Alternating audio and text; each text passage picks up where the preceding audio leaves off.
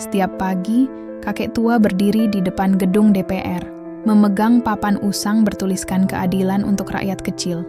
Dihina, dicemooh, ia tak goyah. Tapi apa rahasia di balik papan itu? Dan mengapa seorang anggota DPR tak ingin ia bicara?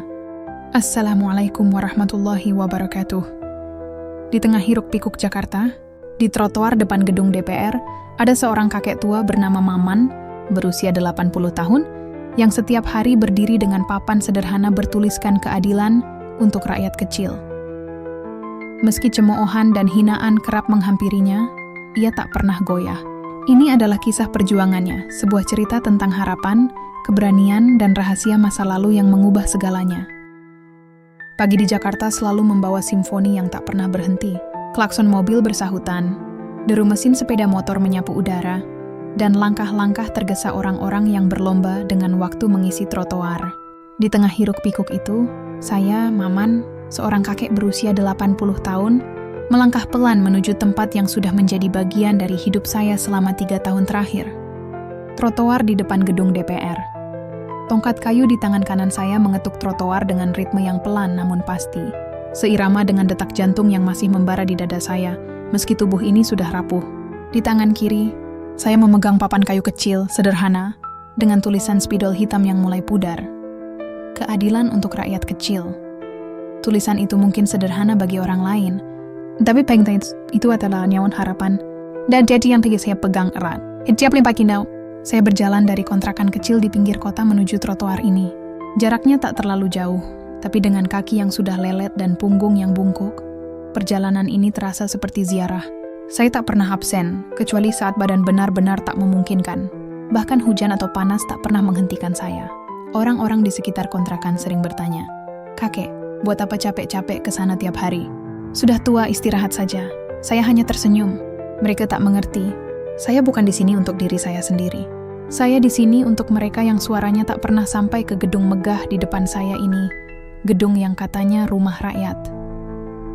Hari ini, matahari baru saja mengintip di ufuk timur, mewarnai langit dengan semburat oranye. Saya tiba di tempat biasa, sudut trotoar dekat pagar besi gedung DPR.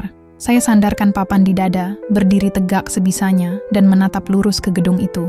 Di dalam sana, mereka yang disebut wakil rakyat sedang sibuk. Sidang, rapat, atau mungkin sekadar bersantai di ruang ber-AC dengan kopi mahal. Saya tak tahu pasti apa yang mereka lakukan, tapi yang saya tahu, suara rakyat kecil seperti saya jarang sekali mereka dengar. Gedung itu megah, dengan tiang-tiang besar dan kaca-kaca mengilap. Tapi bagi saya, ia seperti benteng yang menutup pintu rapat-rapat dari kami. Orang-orang yang lewat memandang saya dengan berbagai raut muka. Ada yang mengangguk sopan, seolah menghormati keteguhan saya. Ada yang mencibir, menganggap saya kakek tua yang tak punya kerjaan, dan tak sedikit yang pura-pura tak melihat, buru-buru melangkah agar tak perlu memikirkan apa yang saya perjuangkan. Saya tak peduli. Saya sudah terbiasa dengan tatapan-tatapan itu. Saya bukan di sini untuk mereka yang berlalu lalang. Saya di sini untuk petani yang tanahnya dirampas, untuk buruh yang upahnya tak cukup, untuk ibu-ibu yang rumahnya digusur tanpa ganti rugi. Saya di sini untuk mereka yang tak punya kekuatan untuk berdiri di trotoar ini seperti saya. Tiba-tiba, sebuah mobil mewah melaju kencang dan berhenti di depan gerbang. Pintunya terbuka dan seorang pria berjas rapi melangkah keluar. Wajahnya familiar, mungkin salah satu anggota DPR yang sering saya lihat di televisi. Ia menatap saya sekilas lalu mendengus. "Kakek, pulang saja. Buang-buang waktu di sini," katanya dengan nada meremehkan, sebelum bergegas masuk ke gedung. Sopirnya menutup pintu mobil dengan keras, seolah menegaskan ejekan itu. Saya hanya tersenyum kecil, tak menjawab.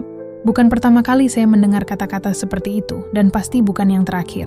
Cemuhan itu seperti angin pagi, dingin, tapi tak cukup untuk membuat saya goyah. Saya menarik napas dalam, merasakan udara pagi yang masih segar, meski bercampur bau asap kendaraan. Di hati saya, ada api yang tak pernah padam. Papan ini bukan sekadar kayu. Syamara adalah warisan dari sahabat saya, Hasan, yang dulu berdiri bersama saya melawan ketidakadilan. Ia pernah berkata, "Maman, keadilan itu seperti air. Kalau kita terus menetes, lama-lama batu pun akan terkikis." Hasan sudah tiada, tapi kata-katanya hidup dalam diri saya. Setiap hari saya berdiri di sini, saya merasa ia ada di samping saya, mengingatkan saya untuk terus menetes, terus berjuang. Saat matahari mulai naik, seorang pemuda lewat dengan kamera di tangan. Ia berhenti, memandang saya lama, lalu mengangkat kameranya. "Boleh saya foto, kek?" tanyanya. Saya mengangguk. "Silakan, nak. Asal jangan lupa, ini bukan tentang saya, tapi tentang keadilan." Ia tersenyum, mengambil beberapa foto, lalu mencatat sesuatu di buku kecilnya. "Terima kasih, kek. Cerita kakek luar biasa," katanya sebelum pergi. Saya tak tahu apa yang akan ia lakukan dengan foto itu, tapi ada secercah harapan di hati saya. Mungkin lewat dia, suara saya akan terdengar lebih jauh. Hari ini, seperti setiap hari, saya berdiri sampai sore. Kaki saya pegal, punggung saya sakit, tapi hati saya penuh. Saya tahu perjuangan ini tak akan selesai dalam sehari. Tapi setiap langkah kecil yang saya ambil di trotoar ini, setiap tatapan yang saya terima, setiap cemoohan yang saya dengar, adalah bagian dari perjalanan panjang menuju keadilan. Dan saya dan Maman akan terus berjalan sampai nafas terakhir. Cahaya pagi masih lembut, menyelinap di sela-sela gedung-gedung tinggi Jakarta ketika saya berdiri lagi di trotoar depan gedung DPR. Papan kayu di tangan saya terasa lebih berat hari ini, bukan karena fisiknya tapi karena kenangan yang ia bawa. Papan ini bukan sekadar kayu tua dengan tulisan spidol yang mulai memudar. Ia adalah saksi bisu perjuangan saya. Perjuangan yang dimulai jauh sebelum trotoar ini menjadi bagian dari keseharian saya. Setiap goresan spidol di permukaannya, setiap retak kecil di pinggirnya, mengingatkan saya pada Hasan, sahabat saya, dan di janji yang kami buat bersama di masa lalu. Dulu, di masa muda, saya adalah petani di desa kecil di Jawa Tengah. Tanah warisan keluarga adalah segalanya bagi kami. Di sana, saya dan istri menanam padi, jagung, dan sedikit sayuran untuk kebutuhan sehari-hari. Tanah itu bukan cuma sumber penghidupan, tapi juga harapan. Harapan bahwa anak-anak kami kelak bisa hidup lebih baik.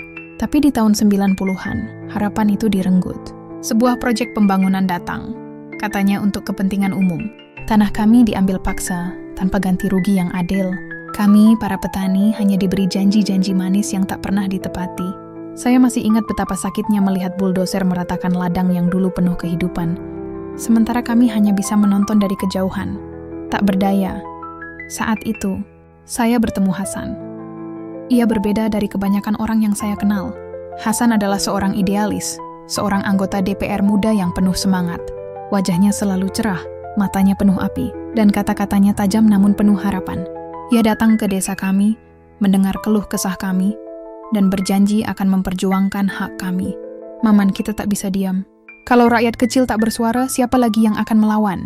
katanya suatu malam, di bawah lampu minyak di beranda rumah saya. Bersama kami mulai bergerak. Kami menulis petisi, mengumpulkan tanda tangan, dan bahkan pergi ke Jakarta untuk menyampaikan aspirasi kami. Papan kayu ini, yang kini saya pegang, adalah papan yang kami buat bersama.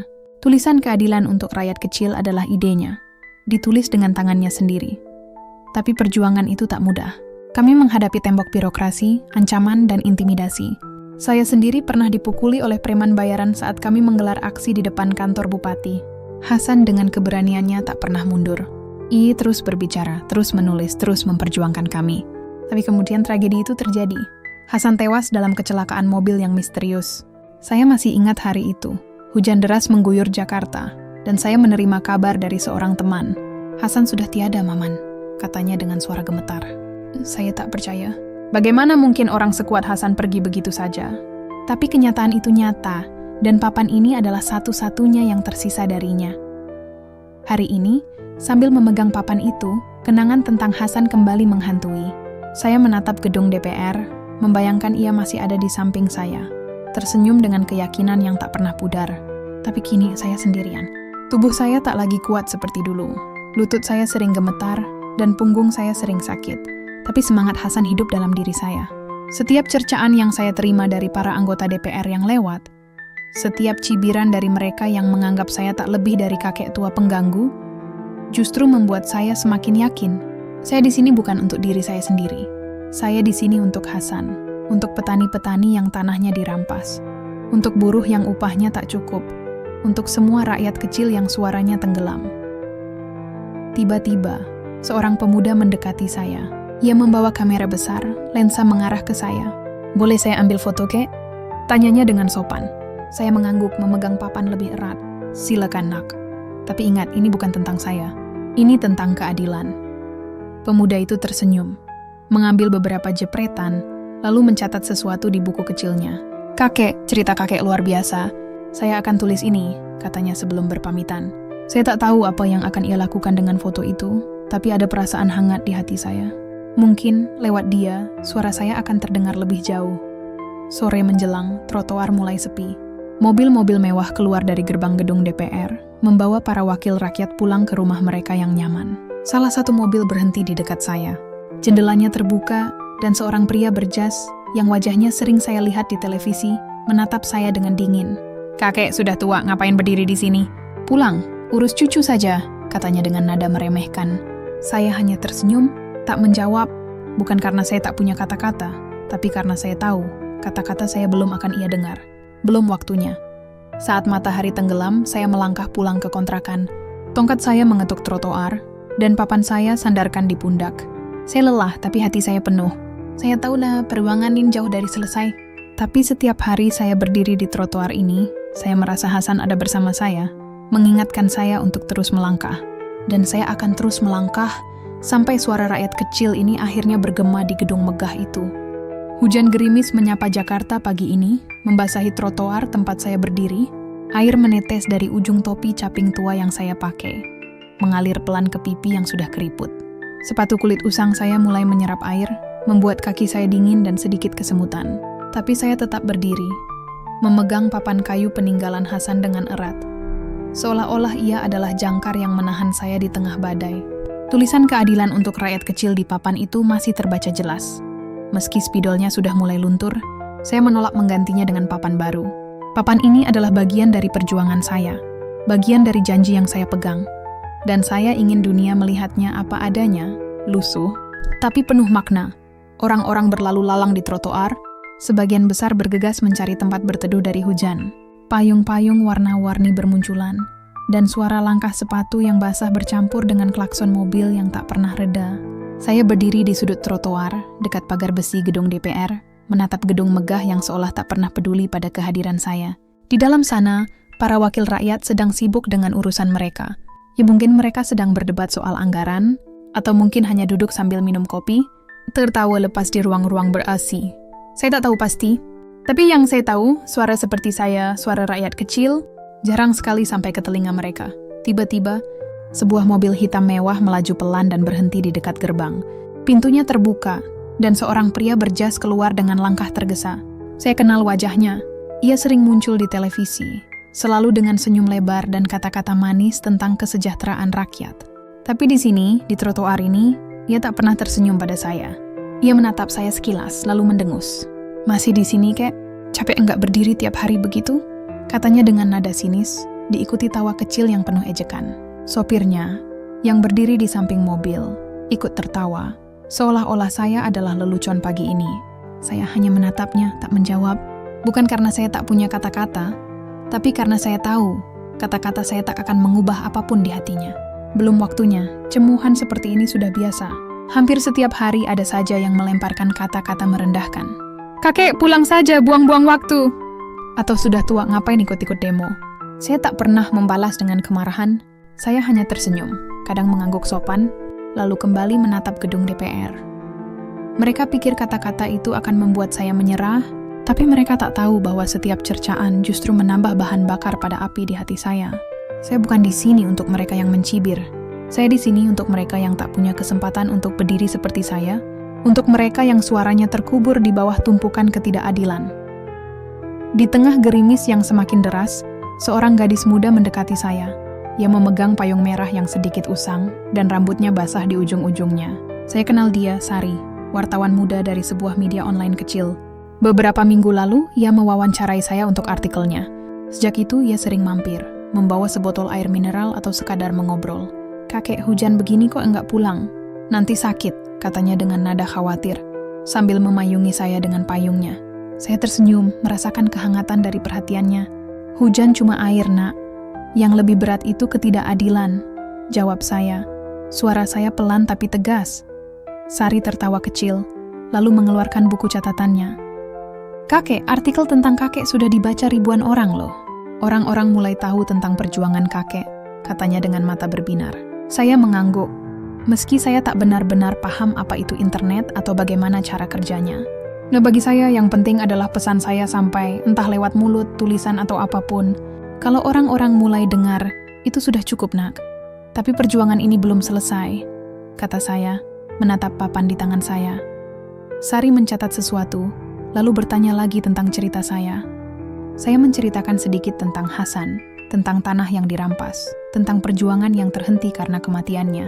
Ia mendengarkan dengan penuh perhatian, sesekali mengangguk, matanya penuh empati. Kakek benar-benar inspirasi.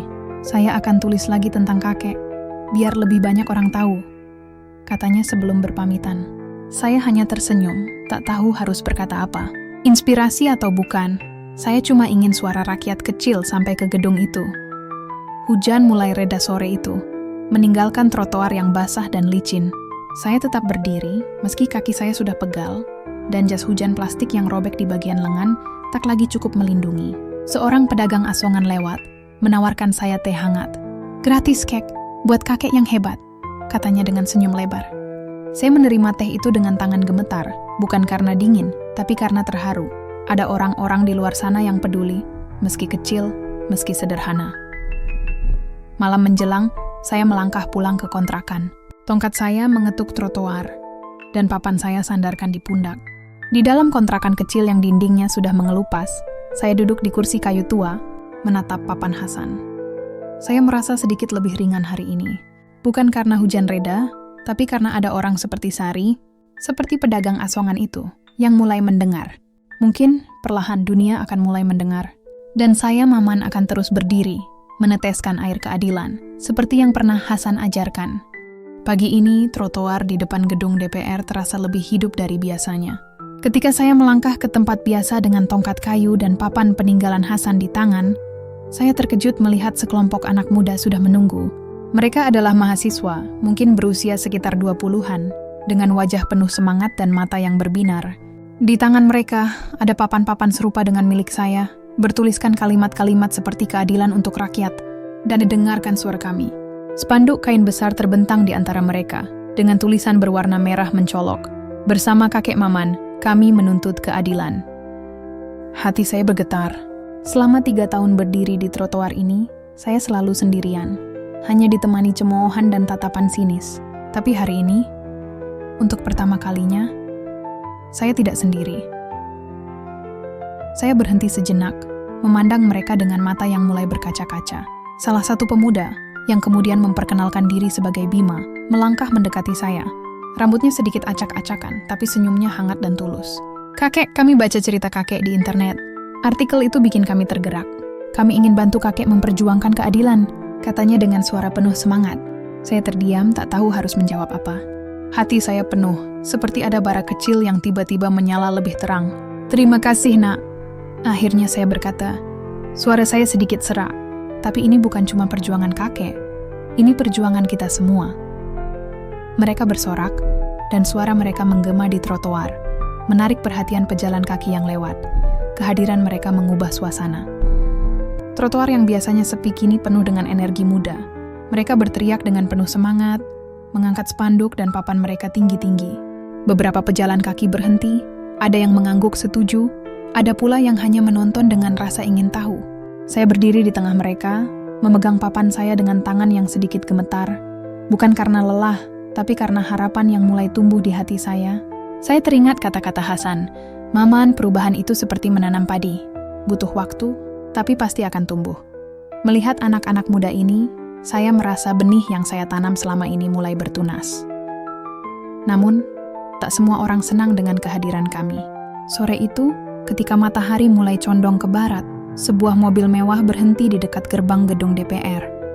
Seorang pria berbadan besar, yang kemudian saya tahu bernama Pak Darmawan, melangkah keluar. Wajahnya merah padam, matanya penuh kemarahan.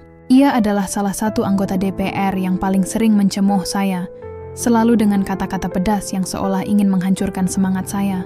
Hari ini, kemarahannya tampak lebih besar dari biasanya. Ia berjalan lurus ke arah kami, diikuti 2 asisten yang berwajah tegang. Kalian pikir ini apa? Pekan raya? Bentaknya, suaranya menggelegar hingga membuat beberapa mahasiswa terdiam. Kalau kalian bikin ribut begini, saya panggil polisi. Bubarkan sekarang juga. Bima, yang berdiri di samping saya tak gentar. Ia melangkah maju, memandang Pak Darmawan dengan mata tajam. "Kami cuma menyampaikan aspirasi, Pak. Keadilan bukan keributan," katanya dengan suara lantang. Mahasiswa lain bersorak mendukung, dan spanduk mereka kembali diangkat tinggi. Saya memegang papan saya lebih erat, menatap Pak Darmawan dengan tenang. "Kami cuma ingin didengar, Pak," kata saya. Suara saya pelan tapi tegas. "Kalau Bapak merasa terganggu, mungkin karena suara kami akhirnya sampai." Wajah Pak Darmawan semakin merah, tapi ia tak menjawab. Ia hanya mendengus, lalu berbalik masuk ke mobilnya, meninggalkan kami dengan ancaman yang menggantung di udara. Sore itu, ketika matahari mulai tenggelam, kami masih berdiri di trotoar. Hujan mulai turun lagi, tapi tak ada yang beranjak. Bima dan teman-temannya tetap bersorak. Meski suara mereka mulai serak, saya memandang mereka, dan hati saya penuh rasa syukur. Saya tak pernah membayangkan bahwa perjuangan saya, yang dimulai dengan langkah kecil di trotoar ini, akan menggugah hati anak-anak muda seperti mereka. Tapi di sisi lain, saya tahu bahwa kemarahan Pak Darmawan adalah tanda bahwa kami mulai mengguncang sesuatu. Mereka yang di dalam gedung itu mulai merasa terusik, dan itu artinya kami berada di jalur yang benar. Malam itu, di kontrakan kecil saya duduk di kursi kayu tua yang sudah berderit. Papan Hasan saya letakkan di samping, dan saya menatapnya lama. Saya teringat senyum Hasan, kata-katanya yang penuh api, dan janji yang kami buat bersama. "Maman, suatu hari, suara kita akan mengguncang gedung itu," katanya dulu. Saya tersenyum, merasakan air mata mengalir pelan di pipi saya. Saya tak tahu berapa lama lagi saya bisa berdiri di trotoar itu dengan tubuh tua ini, tapi dengan anak-anak muda seperti Bima di sisi saya merasa perjuangan ini tak akan pernah mati. Saya menutup mata, berdoa agar Hasan bisa melihat apa yang terjadi hari ini. Benih yang kami tanam bersama mulai bertunas, dan saya akan terus menjaga tunas itu, meski badai apapun yang akan datang. Pagi ini, trotoar di depan gedung DPR terasa seperti lautan manusia. Saya melangkah pelan dengan tongkat kayu saya, memegang papan peninggalan Hasan dengan tangan yang sedikit gemetar. Biasanya, trotoar ini hanya diisi oleh langkah-langkah tergesa pejalan kaki atau suara klakson yang tak pernah reda, tapi hari ini berbeda. Ketika saya sampai di sudut tempat saya biasa berdiri, puluhan orang sudah menunggu. Bukan hanya mahasiswa seperti Bima dan teman-temannya, tapi juga pedagang kaki lima, buruh dengan pakaian sederhana, bahkan ibu-ibu dari kampung sebelah yang membawa anak-anak kecil mereka. Mereka memegang papan-papan dan spanduk, masing-masing bertuliskan pesan yang sama. Keadilan untuk rakyat kecil. Saya percaya dengan pemandangan di depan mata saya. Selama 3 tahun, saya berdiri sendirian di trotoar ini, hanya ditemani cemoohan dan tatapan sinis. Tapi sekarang, saya dikelilingi oleh orang-orang yang percaya pada perjuangan saya. Seorang ibu paruh baya mendekati saya. Wajahnya penuh kerutan tapi matanya berbinar. "Kakek Maman, kami baca cerita kakek di koran online. Kami dukung kakek," katanya sambil menepuk pundak saya dengan tangan yang kasar. Mungkin karena bertahun-tahun bekerja keras. Ia memegang papan kecil bertuliskan "Hentikan Penggusuran" dengan tulisan tangan yang sedikit miring. Saya tersenyum, merasakan kehangatan di dada saya. "Terima kasih, Bu. Kita sama-sama berjuang," jawab saya. Suara saya sedikit serak karena haru. Ia mengangguk lalu kembali ke kerumunan, berteriak bersama yang lain, "Keadilan untuk rakyat." Artikel yang ditulis Sari, wartawan muda yang sering mampir ke trotoar ini, ternyata benar-benar mengubah segalanya. Saya tak paham bagaimana internet bekerja, tapi kata Bima, artikel itu sudah dibaca ribuan orang, bahkan menyebar ke kota-kota lain. Kakek sekarang jadi simbol perjuangan," katanya kemarin dengan semangat. Saya hanya tertawa kecil. Simbol atau bukan, saya cuma ingin suara kami, suara petani, buruh, dan rakyat kecil lainnya, didengar oleh mereka yang di dalam gedung megah itu. Tapi melihat kerumunan ini, saya mulai merasa bahwa mungkin, hanya mungkin, suara kami akhirnya mulai bergema. Tak lama, media mulai berdatangan. Kamera-kamera televisi dan wartawan dengan mikrofon berlogo berbagai stasiun berjejer di trotoar. Mereka mengarahkan lensa ke saya, ke papan saya, dan ke kerumunan yang semakin membesar. Seorang reporter muda dengan jas rapi mendekati saya, memegang mikrofon. "Kakek Maman, apa yang membuat kakek terus berdiri di sini setiap hari, meski sering dimarahi?" Tanyanya dengan nada penuh rasa ingin tahu. Saya menarik napas dalam, memandang papan di tangan saya, lalu menatap matanya. "Saya cuma ingin rakyat kecil didengar, Nak. Kami bukan tak ada, kami cuma tak terlihat. Kalau saya diam, siapa lagi yang akan bersuara? Jawab saya. Kerumunan di belakang saya bersorak, dan suara mereka mengguncang trotoar. Reporter itu mengangguk, mencatat sesuatu, lalu bergegas ke kameranya untuk melanjutkan laporan. Namun, di balik sorak-sorai dan perhatian media, saya tahu badai sedang menanti. Mereka yang di dalam gedung DPR, terutama Pak Darmawan, tak akan tinggal diam. Sore itu, ketika matahari mulai condong dan kerumunan masih bersemangat, sebuah mobil polisi berhenti di dekat kami. Seorang polisi berpangkat, dengan wajah tegas dan seragam yang rapi, melangkah keluar. Ia mendekati saya, tangannya memegang pinggang seolah ingin menunjukkan otoritas. "Kakek Maman, ini trotoar umum. Kalau ramai begini, bisa dianggap mengganggu ketertiban," katanya dengan nada hati-hati. Tapi ada ancaman terselubung di balik kata-katanya. Saya menatapnya tak gentar. "Saya cuma berdiri, Pak. Kalau ini salah, katakan pada hati nurani Bapak," jawab saya. Suara saya tenang tapi tegas. Kerumunan di belakang saya berbisik. Beberapa mahasiswa mulai berteriak mendukung. Tapi saya mengangkat tangan, meminta mereka diam. "Kita tak perlu ribut, Nak. Kita cuma minta didengar," kata saya kepada mereka. Polisi itu terdiam sejenak, seolah tak tahu harus menjawab apa. Akhirnya, ia mengangguk pelan dan kembali ke mobilnya. Tapi saya tahu ini bukan akhir. Pak Darmawan dan anggota DPR lain yang merasa terusik pasti sedang merencanakan sesuatu. Mereka tak suka perhatian yang tiba-tiba tertuju pada trotoar ini, pada papan sederhana saya, pada suara yang selama ini mereka abaikan. Saya memegang papan Hasan lebih erat, merasakan tekstur kayunya yang kasar di telapak tangan saya. Saya teringat wajah Hasan, senyumnya yang penuh harapan, dan kata-katanya yang selalu membakar semangat saya. "Maman, kalau mereka takut pada suara kita, berarti kita sudah menang setengah jalan." Malam itu, di kontrakan kecil saya duduk di kursi kayu yang sudah goyah. Papan Hasan saya letakkan di samping, dan saya menatapnya lama. Di luar, hujan mulai turun lagi, mengetuk atap seng dengan ritme yang pelan. Saya merasa lelah, tapi hati saya penuh. Kerumunan hari ini, sorak-sorai mereka, dan perhatian media adalah tanda bahwa perjuangan saya mulai membuahkan hasil. Tapi saya juga tahu, semakin besar gelombang yang kami ciptakan, semakin keras pula badai yang akan datang. Saya menutup mata, berdoa agar Hasan bisa melihat apa yang terjadi hari ini. Saya, Maman, mungkin tua dan lemah, tapi dengan orang-orang di sisi saya merasa seperti memiliki kekuatan 1000 orang. Dan saya akan terus berdiri, apapun yang terjadi. Pagi ini, trotoar di depan gedung DPR terasa berbeda, seperti udara sebelum badai besar. Saya melangkah pelan menuju tempat biasa. Tongkat kayu saya mengetuk trotoar dengan ritme yang sedikit lebih cepat dari biasanya, seolah jantung saya tahu sesuatu akan terjadi. Papan peninggalan Hasan terasa lebih berat di tangan saya. Tulisan keadilan untuk rakyat kecil seolah menatap saya, mengingatkan saya untuk tetap teguh. Ketika saya sampai di sudut trotoar dekat pagar besi, saya terkejut. Puluhan polisi berseragam lengkap berjaga di sekitar gedung, wajah mereka tegang, tangan mereka siap dipinggang. Pagar besi tambahan telah dipasang, memisahkan trotoar dari gerbang DPR, seperti benteng yang sengaja dibuat untuk menjauhkan kami. Kerumunan pendukung saya, mahasiswa, pedagang, dan rakyat kecil lainnya masih ada, tapi wajah mereka penuh ketegangan. Seolah mereka juga merasakan udara yang berat ini. Bima, pemuda mahasiswa yang kini jadi seperti tangan kanan saya, berlari mendekati saya. Rambutnya basah keringat, matanya penuh kekhawatiran. "Kakek, mereka mau usir kita," bisiknya, suaranya gemetar tapi penuh tekad. Saya menatapnya, lalu memandang kerumunan yang mulai berdesakan di belakang pagar besi. Spanduk-spanduk mereka masih terangkat tinggi, tapi sorak-sorai yang biasanya menggema kini terdengar lebih pelan, seperti tertahan oleh ketakutan. "Tenang, Nak," kata saya, mencoba menenangkan Bima dan diri saya sendiri. "Kita cuma minta keadilan. Kalau mereka takut, itu artinya kita sudah mulai didengar." Namun, ketenangan itu tak bertahan lama. Tiba-tiba, suara langkah berat mendekat, diikuti teriakan keras yang mengguncang trotoar.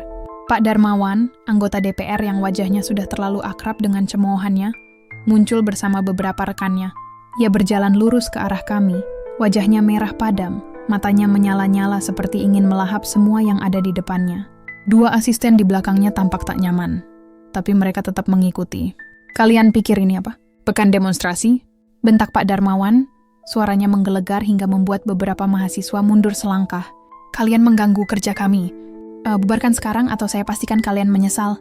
Saya melangkah maju, memegang papan Hasan dengan tangan yang sedikit gemetar. Bukan karena takut, tapi karena ada api di dada saya yang ingin meledak. Saya menatap mata Pak Darmawan, mencoba mencari secercah kemanusiaan di dalamnya. "Kami cuma minta keadilan, Pak," kata saya. Suara saya pelan tapi tegas, seperti batu yang tak goyah meski diterpa angin kencang. Kalau Bapak merasa terganggu, mungkin karena suara kami akhirnya sampai ke telinga Bapak. Kerumunan di belakang saya bersorak, tapi sorakan itu segera terhenti ketika polisi mulai bergerak, mendorong kami menjauh dari pagar besi. Saya melihat Bima dan beberapa mahasiswa lain mencoba melawan. Tangan mereka mengepal, wajah mereka penuh kemarahan. "Bima, tenang," kata saya tak mengangkat tangan untuk menghentikan mereka. "Kita tak perlu kekerasan, kita menang dengan hati." Bima menatap saya, matanya penuh frustrasi, tapi ia menurut. Mahasiswa lain mengikuti, mundur perlahan sambil tetap memegang spanduk mereka. Tapi saya tahu, ketegangan ini belum selesai. Pak Darmawan menatap saya dengan tatapan penuh kebencian sebelum berbalik, kembali ke mobilnya dengan langkah yang penuh kemarahan. Polisi-polisi itu tetap berdiri, memandang kami seperti elang yang siap menerkam. Sore itu, situasi semakin buruk. Seorang polisi berpangkat tinggi mendekati saya, seragamnya berkilau di bawah sinar matahari yang mulai redup. Ia berdiri di depan saya, tangannya di pinggang, wajahnya keras tapi suaranya hati-hati. "Kakek Maman, ini peringatan. Kalau kakek dan kerumunan ini tak bubar, kami terpaksa bertindak. Besok jangan datang lagi," katanya. Nadanya dingin seperti baja. Saya menatapnya tak gentar. "Saya cuma berdiri di trotoar, Pak," jawab saya. Suara saya tenang tapi penuh keyakinan. "Kalau ini salah, tangkap saya. Tapi saya akan datang lagi besok, selama saya masih bernapas." Polisi itu terdiam, wajahnya menunjukkan kebingungan sesaat, lalu ia mengangguk pelan dan berbalik. Malam itu, di kontrakan kecil saya tak bisa tidur. Saya duduk di kursi kayu tua, memegang papan Hasan dengan kedua tangan. Di luar, angin malam bertiup pelan, membawa suara rintik hujan yang mulai turun. Saya teringat wajah Hasan, kata-katanya yang selalu memberi saya kekuatan. "Maman, kalau mereka mulai takut, itu artinya kita sudah dekat dengan kemenangan. Tapi hari ini, saya merasa perjuangan ini sedang mencapai titik kritis." Ancaman polisi, kemarahan Pak Darmawan, dan pagar besi yang memisahkan kami dari gedung DPR adalah tanda bahwa mereka mulai merasa terancam. Tapi saya juga tahu, ini adalah ujian terberat. Saya masih menutup mata, berdoa agar Hasan memberi saya kekuatan. Naidani Maman, mungkin tua dan lemah, tapi saya tak akan mundur. Trotoar ini adalah tempat saya dan saya akan terus berdiri apapun yang terjadi. Keesokan paginya, trotoar di depan gedung DPR tak lagi hanya tempat berdiri, tapi medan perjuangan yang sesungguhnya. Saya melangkah pelan menuju sudut biasa. Tongkat kayu saya mengetuk trotoar dengan ritme yang kini terasa seperti detak perang. Papan peninggalan Hasan saya pegang erat, tulisan keadilan untuk rakyat kecil seolah berbisik, mengingatkan saya untuk tetap teguh. Ketika saya sampai, pemandangan di depan saya membuat jantung saya berdegup kencang. Bukan lagi puluhan, tapi ratusan orang memenuhi trotoar. Mahasiswa, pedagang, buruh, ibu-ibu, bahkan anak-anak kecil berdiri bersama, memegang spanduk dan papan dengan tulisan-tulisan penuh semangat. Berita tentang ancaman polisi kemarin menyebar cepat, dan bukannya membuat mereka takut, justru mengundang lebih banyak orang untuk bergabung. Saya memandang mereka, dan air mata saya nyaris jatuh. Bukan karena sedih, tapi karena harapan yang selama ini saya pelihara sendirian kini hidup di wajah-wajah mereka. Bima berlari mendekati saya, wajahnya penuh tekad meski ada bayang kecemasan di matanya. "Kakek, lihat ini. Orang-orang datang dari mana-mana. Kami tak akan biarkan mereka usir kakek," katanya suaranya penuh api. Saya tersenyum, menepuk pundaknya. "Terima kasih, Nak. Tapi ini bukan cuma tentang kakek. Ini tentang kita semua," jawab saya. Suara saya pelan tapi penuh keyakinan. Bima mengangguk, lalu kembali ke kerumunan, meneriakkan yel-yel bersama yang lain. "Keadilan untuk rakyat. Dengarkan suara kami." Suara mereka menggema, mengguncang trotoar, bahkan seolah menembus dinding-dinding gedung DPR yang megah. Namun, ketenangan itu tak bertahan lama. Tiba-tiba, suara siren memecah udara, dan sebuah mobil polisi melaju mendekat. Dari dalam mobil, seorang perwira tinggi melangkah keluar, diikuti oleh Pak Darmawan yang wajahnya tampak lebih muram dari kemarin. Seragam polisi itu berkilau di bawah sinar matahari pagi, tapi matanya dingin, seperti tak ada ruang untuk kompromi. Pak Darmawan berdiri di sampingnya, tangannya mengepal, wajahnya merah padam. "Kakek Maman," teriak perwira itu. Suaranya menggelegar hingga membuat kerumunan terdiam sejenak. "Ini peringatan terakhir. bubarkan kerumunan ini sekarang, atau kami akan bertindak. Ancaman itu seperti petir, mengguncang hati setiap orang di trotoar ini. Saya melangkah maju, memegang papan Hasan dengan tangan yang gemetar karena beban emosi. Saya menatap mata perwira itu, lalu beralih ke Pak Darmawan, yang menatap saya dengan kebencian yang tak disembunyikan. "Pak," kata saya. Suara saya tenang tapi tegas, seperti batu karang yang tak goyah di tengah ombak. Saya cuma berdiri di trotoar menyampaikan suara rakyat. Kalau ini salah, tangkap saya. Tapi jangan tangkap harapan rakyat yang ada di sini. Kerumunan di belakang saya bersorak, suara mereka kembali menggema, lebih keras dari sebelumnya. Spanduk-spanduk diangkat tinggi, dan papan-papan kecil itu seolah menjadi perisai kami. Tapi situasi semakin tegang. Polisi-polisi mulai bergerak, membentuk barisan untuk mendorong kerumunan menjauh dari pagar besi. Saya melihat Bima hampir terjatuh ketika seorang polisi mendorongnya dengan keras. "Bima, tenang!" teriak saya, melangkah maju untuk berdiri di depan mereka. "Kalau mau tangkap saya dulu." "Kari saya teman," suara saya lebih keras dari yang saya kira saya mampu. Tubuh saya tua, lutut saya lemah, tapi di saat itu, saya merasa seperti memiliki kekuatan 1000 orang. Kerumunan di belakang saya berteriak mendukung. Dan untuk sesaat, polisi itu tampak ragu, langkah mereka terhenti. Tiba-tiba, sebuah suara baru memecah ketegangan. "Hentikan ini!" Seorang pria muda berjas rapi melangkah keluar dari kerumunan, wajahnya penuh tekad. Ia memperkenalkan diri sebagai Angga, anggota DPR yang baru beberapa kali saya lihat di televisi. "Kakek Maman dan orang-orang ini cuma menyampaikan aspirasi," katanya kepada perwira polisi, suaranya lantang dan penuh otoritas. "Kalau kalian takut pada suara rakyat, kalian yang salah, bukan mereka." Saya terkejut, tak menyangka ada suara dari dalam gedung DPR yang membela kami. Pak Darmawan menatap Angga dengan mata menyala, tapi ia tak berkata apa-apa, hanya mendengus dan berbalik. Polisi itu akhirnya mundur, tapi ancaman mereka masih menggantung di udara. Kerumunan tetap berdiri, lebih teguh dari sebelumnya. Sore itu, berita tentang konfrontasi di trotoar menyebar luas, terutama setelah wartawan seperti Sari merekam semua yang terjadi. Malam itu, di kontrakan kecil saya duduk di kursi kayu tua, memegang papan Hasan. Saya teringat kata-kata Hasan, "Maman, kalau mereka mulai panik, itu artinya kita sudah mengguncang fondasi mereka." Saya tersenyum, merasakan harapan dan ketakutan bercampur di hati saya. Hari ini, kami hampir saja diusir. Tapi suara Angga memberi saya keyakinan bahwa mungkin, hanya mungkin, ada harapan di dalam gedung itu. Saya menutup mata, berdoa agar kekuatan ini terus bertahan. Saya, Maman, tahu bahwa badai belum berakhir, tapi saya siap menghadapinya bersama rakyat yang kini berdiri di sisi saya. Hari ini adalah hari yang tak pernah saya bayangkan. Saya, Maman, seorang kakek tua berusia 80 tahun, berdiri di dalam gedung DPR, tempat yang selama 3 tahun hanya saya pandangi dari trotoar. Angga, anggota DPR muda yang kemarin membela kami di tengah ketegangan, mengatur agar saya bisa berbicara di sidang terbuka. Tongkat kayu saya mengetuk lantai marmer yang mengilap. Setiap langkah terasa berat tapi penuh makna. Papan peninggalan Hasan saya pegang erat di tangan kiri. Tulisan keadilan untuk rakyat kecil seolah hidup, berbisik agar saya tak gentar. Saya melangkah masuk ke ruang sidang, diiringi tatapan puluhan anggota DPR yang duduk di kursi-kursi mewah. Ada yang memandang saya dengan rasa ingin tahu, ada yang sinis, dan beberapa tampak tak peduli, sibuk dengan ponsel mereka. Tapi saya tak peduli pada tatapan mereka. Saya di sini bukan untuk mereka, tapi untuk rakyat kecil yang suaranya tak pernah sampai ke ruangan ini. Angga berdiri di samping saya, wajahnya penuh tekad. "Kakek Maman akan berbicara atas nama rakyat kecil," katanya kepada pimpinan sidang. Suaranya tegas tapi penuh hormat.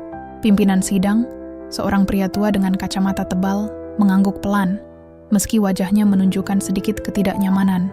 Saya melangkah ke podium kecil yang disediakan, merasakan lutut saya gemetar karena usia, tapi hati saya kokoh seperti batu karang. Saya menarik napas dalam, memandang papan Hasan, lalu menatap ruangan yang hening itu. "Saya Maman, petani dari Jawa Tengah," kata saya. Suara saya pelan tapi jelas, menggema di ruangan yang luas. Tanah saya dirampas, suara saya tak didengar. Saya berdiri di trotoar itu bukan untuk diri saya, tapi untuk jutaan rakyat kecil yang tak punya suara. Kalian di sini adalah wakil kami. Dengar kami. Hening. Untuk sesaat ruangan itu seperti membeku. Beberapa anggota DPR menunduk, seolah kata-kata saya mengguncang sesuatu di hati mereka. Tapi kemudian, Suara yang sudah akrab dengan telinga saya memecah keheningan. "Kakek, jangan bikin drama di sini," bentak Pak Darmawan. Wajahnya merah padam seperti biasa. Ia berdiri dari kursinya, tangannya mengepal, matanya menyala penuh kemarahan. "Kalian cuma cari perhatian. Pulang saja, urus cucu di rumah." Sorak kecil dari beberapa anggota DPR lain yang setuju dengannya terdengar, tapi saya tak goyah. Saya tersenyum kecil, memandangnya dengan tenang. "Kalau keadilan adalah drama, Pak," kata saya. Suara saya tetap pelan tapi penuh kekuatan. "Maka saya akan mainkan drama ini sampai akhir hayat." Kerumunan di luar ruang sidang, yang menyaksikan melalui layar besar yang disediakan, bersorak keras. Angga menepuk pundak saya, wajahnya penuh kebanggaan. Tapi Pak Darmawan tak berhenti. Ia melangkah mendekati podium, menunjuk saya dengan jari telunjuk. "Kakek pikir dengan berdiri di trotoar itu kalian bisa mengubah apa? Ini cuma sensasi," katanya, suaranya penuh ejekan. Saya menatap matanya, mencoba mencari secercah kemanusiaan di dalamnya, tapi yang saya lihat hanya kemarahan dan ketakutan. "Pak," kata saya, "kalau suara kami membuat Bapak takut, mungkin karena Bapak tahu kami benar." Ruangan kembali hening, dan untuk pertama kalinya, saya melihat Pak Darmawan kehilangan kata-kata. Ia mendengus, lalu kembali ke kursinya. Wajahnya masih merah tapi tak lagi berbicara. Sidang berakhir dengan cepat setelah itu. Angga mengantar saya keluar, dan kerumunan di trotoar menyambut saya dengan sorak-sorai yang mengguncang udara. Bima, Sari, dan ratusan lainnya memeluk saya, seolah saya adalah pahlawan mereka. Tapi saya tahu, saya bukan pahlawan. Saya hanya kakek tua yang ingin menepati janji kepada Hasan, kepada rakyat kecil. Saat saya melangkah keluar dari gedung, Angga menarik saya ke samping. Wajahnya tiba-tiba penuh ketegangan. "Kakek, saya perlu ceritakan sesuatu," katanya pelan. Suaranya hampir seperti bisikan. Saya menatapnya, dan ada sesuatu di matanya yang membuat jantung saya berdegup kencang. Matanya, bentuk wajahnya, tiba-tiba mengingatkan saya pada seseorang yang sangat saya kenal. "Apa itu, Nak?" tanya saya, suara saya bergetar. Angga menunduk sejenak, lalu mengeluarkan sebuah foto kecil dari saku jasnya. "Ini ayah saya," katanya, menunjukkan foto seorang pria yang wajahnya seperti menghantam saya dengan kenangan. "Hasan." Saya terdiam, tak percaya. "Ayah pernah cerita tentang kakek, tentang perjuangan kalian?" "Papan itu peninggalan ayah, bukan?" Saya memandang papan di tangan saya. Air mata mulai mengalir tanpa saya sadari. "Ya, Nak," kata saya, suara saya serak. "Ini papan Hasan, sahabat kakek." Angga menatap saya, matanya berkaca-kaca. "Saya tak tahu selama ini, Kek. Saya masuk DPR karena ingin seperti ayah, tapi saya tersesat. Malam itu, di kontrakan kecil saya duduk dengan papan Hasan di samping." Saya masih terguncang oleh pengakuan Angga. Hasan, sahabat saya, ternyata meninggalkan warisan bukan hanya dalam papan ini, tapi juga dalam darah dagingnya. Saya menutup mata, berdoa agar Hasan bisa melihat apa yang terjadi hari ini. Saya, Maman, tahu bahwa perjuangan ini belum selesai. Tapi untuk pertama kalinya, saya merasa pintu keadilan mulai terbuka, meski hanya sedikit. Dan saya akan terus mendorong pintu itu, bersama Angga, bersama rakyat. Malam itu, kontrakan kecil saya yang dindingnya sudah mengelupas terasa lebih sunyi dari biasanya. Di luar, rintik hujan pelan mengetuk atap seng, menciptakan ritme yang seolah mengiringi pikiran saya yang kacau. Saya duduk di kursi kayu tua yang berderit, memegang papan peninggalan Hasan dengan kedua tangan. Tulisan keadilan untuk rakyat kecil di permukaannya tampak lebih hidup di bawah cahaya lampu temaram, seolah ingin berbicara tentang rahasia yang baru saja terungkap. Angga, pria muda yang tadi sore mengaku sebagai anak Hasan, duduk di depan saya, wajahnya penuh ketegangan dan penyesalan. Foto Hasan yang ia tunjukkan masih tergeletak di meja kecil di antara kami. Wajah sahabat saya itu menatap saya dari masa lalu, membawa kembali kenangan yang selama ini saya kubur dalam-dalam. "Kakek, saya tak tahu selama ini," kata Angga. Suaranya pelan, hampir seperti bisikan. Matanya berkaca-kaca, dan tangannya gemetar saat memegang foto itu. "Ayah sering cerita tentang kakek, tentang perjuangan kalian di masa muda. Tapi saya kecil waktu itu, saya tak benar-benar paham. Setelah ayah pergi, ibu tak pernah cerita banyak. Saya cuma tahu ayah mati dalam kecelakaan, tapi kakek tahu itu bukan kecelakaan biasa, bukan?" Saya menatapnya, merasakan dadu saya sesak. Kenangan tentang malam itu, ketika saya mendapat kabar kematian Hasan, kembali menghantam seperti ombak. Saya mengangguk pelan, tak mampu berkata-kata untuk sesaat. Kecelakaan itu, terlalu banyak tanda tanya. "Nak," kata saya akhirnya, suara saya serak. Hasan terlalu keras melawan ketidakadilan. Dia menguncang banyak orang, dan orang-orang itu tak suka diguncang. Saya menarik napas dalam, lalu mulai menceritakan semua kepada Angga. Tentang masa muda kami, ketika kami berdiri bersama di depan gedung DPR, memegang papan yang sama yang kini ada di tangan saya. Tentang petisi yang kami tulis, aksi-aksi yang kami lakukan, dan ancaman-ancaman yang datang silih berganti. Saya ceritakan bagaimana Hasan, dengan semangatnya yang tak pernah padam, selalu jadi penyulut api di hati kami semua. Ayahmu bilang, "Maman, keadilan itu seperti air. Kalau kita terus menetes, lama-lama batu pun akan terkikis." Papan ini, saya mengelus kayu itu dengan jari-jari yang sudah keriput, adalah warisannya untuk saya. Dia minta saya tak menyerah, meski dia sudah tiada. Angga mendengarkan dengan mata tertunduk, sesekali mengusap air mata yang mengalir di pipinya. "Saya masuk DPR karena ingin seperti ayah," katanya. Suaranya penuh penyesalan. "Tapi saya tersesat, kakek. Saya terjebak dalam sistem yang ayah benci." Saya ikut rapat-rapat, menyetujui kebijakan-kebijakan, tanpa benar-benar memikirkan rakyat kecil seperti yang ayah perjuangkan. Dan ketika saya lihat kakek di trotoar itu, saya malu. Saya marah pada kakek, karena kakek mengingatkan saya pada kegagalan saya. Saya memandangnya, melihat bayang-bayang Hasan dalam wajahnya. Matanya, cara ia menggenggam tangannya, semua mengingatkan saya pada sahabat saya. "Nak," kata saya, suara saya lembut tapi tegas, "masih ada waktu. Ayahmu tak pernah menyerah meski dunia melawannya. Kamu anaknya, darahnya mengalir di tubuhmu. Kalau kamu tersesat, kembalilah ke jalan yang benar." Angga mengangguk, air matanya jatuh ke meja. "Saya mau coba, kek. Saya mau lanjutkan perjuangan ayah. Tapi saya tak tahu caranya." Saya menepuk pundaknya, merasakan kekuatan yang sama yang pernah saya rasakan saat berdiri bersama Hasan. Mulai dari yang kecil, "Nak, dengarkan rakyat," bawa suara mereka ke gedung itu. "Papan ini," saya mengangkat papan Hasan, "bukan cuma kayu. Ini simbol harapan. Bawa harapan itu ke dalam." Angga mengangguk lagi, kali ini dengan tekad yang lebih kuat. "Saya janji, kek. Saya akan coba." Malam itu, setelah Angga pulang, saya duduk sendirian di kontrakan, memandang papan Hasan yang kini terasa lebih ringan di tangan saya. Saya teringat wajah Hasan, senyumnya yang penuh api, dan janji yang kami buat bersama. Saya tak pernah menyangka bahwa perjuangan ini akan membawa saya bertemu dengan anaknya, seseorang yang mungkin bisa melanjutkan apa yang Hasan mulai. Di luar, hujan semakin deras, tapi hati saya terasa hangat. "Mi, saya tahu perjuangan ini masih jauh dari selesai. Pak Darmawan dan yang lain masih akan melawan, dan badai pasti akan datang lagi. Tapi untuk pertama kalinya, saya merasa ada cahaya di ujung jalan. Saya, Maman, mungkin tua dan rapuh, tapi dengan Angga dan rakyat di sisi saya tahu kami bisa terus meneteskan air keadilan, sampai batu itu akhirnya terkikis." Malam itu setelah pengakuan Angga, dunia terasa berbeda. Saya duduk di kontrakan kecil saya, ditemani suara rintik hujan yang mengetuk atap seng, memegang papan peninggalan Hasan yang kini terasa seperti jembatan antara masa lalu dan masa depan. Wajah Angga, yang begitu mirip dengan Hasan, terus terbayang di pikiran saya. Anak sahabat saya itu, yang tadinya tersesat dalam gemerlap kekuasaan, kini menunjukkan tanda-tanda ingin kembali ke jalan yang benar. Saya, Maman, seorang kakek tua berusia 80 tahun, merasa ada bara harapan yang menyala lebih terang di dada saya. Perjuangan yang saya mulai di trotoar depan gedung DPR, yang dulu hanya mimpi seorang petani tua, kini mulai mengguncang fondasi ketidakadilan. Keesokan paginya, saya kembali ke trotoar dengan langkah yang sedikit lebih ringan. Tongkat kayu saya masih mengetuk trotoar, tapi kini setiap ketukan terasa seperti langkah menuju perubahan.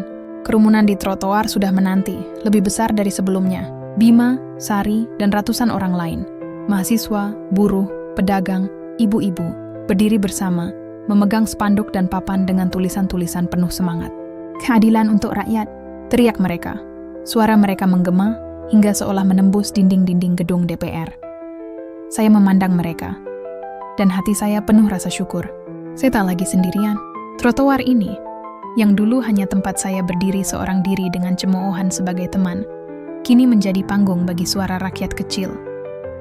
Angga mulai menunjukkan perubahan yang nyata. Sejak pengakuan malam itu, ia tak lagi hanya berbicara di trotoar untuk membela kami. Ia membawa suara kami ke dalam gedung DPR, ke ruang-ruang sidang yang selama ini terkunci rapat bagi rakyat seperti kami. Saya mendengar dari Sari bahwa Angga mengusulkan kebijakan baru untuk melindungi petani dari penggusuran tanah untuk memberikan ganti rugi yang adil, dan untuk memastikan suara buruh dan rakyat kecil didengar dalam pembuatan kebijakan. Kakek Angga bilang di sidang kemarin bahwa dia terinspirasi oleh kakek dan ayahnya. Kata Sari suatu sore, matanya berbinar penuh semangat. Saya tersenyum, memegang papan Hasan lebih erat. Bukan saya, nak. Ini tentang Hasan, tentang rakyat. Jawab saya, tapi hati saya hangat mendengarnya. Namun perjuangan ini tak berjalan mulus. Pak Darmawan dan beberapa anggota DPR lain masih melawan keras. Mereka menyebut Angga pengkhianat, menyebut saya dan pendukung saya sebagai pengganggu ketertiban. Kakek tua itu cuma bikin gaduh, bentak Pak Darmawan dalam salah satu wawancara di televisi. Wajahnya penuh kemarahan seperti biasa. Tapi saya tahu, di balik kemarahannya ada ketakutan. Mereka takut karena suara kami mulai mengguncang fondasi yang selama ini mereka lindungi. Dan Angga, dengan keberanian yang semakin hari semakin mirip Hasan, tak gentar.